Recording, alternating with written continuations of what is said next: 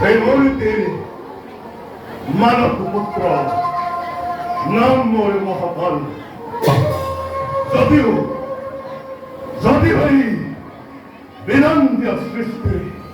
রক্ষার ভারে মোর হাত অর্পণ কৰিছিল কিন্তু এই দায়িত্ব পালন কৰিবলৈ মই যে এতিয়া অপাৰগ পৃথিবীর চারিদিকে অন্যায় অবিচার দূর হিমাতরিত হয়েছে নাই ভয়ের শান্তি বর্ণনা করি যাও ওই প্রভুর কাছে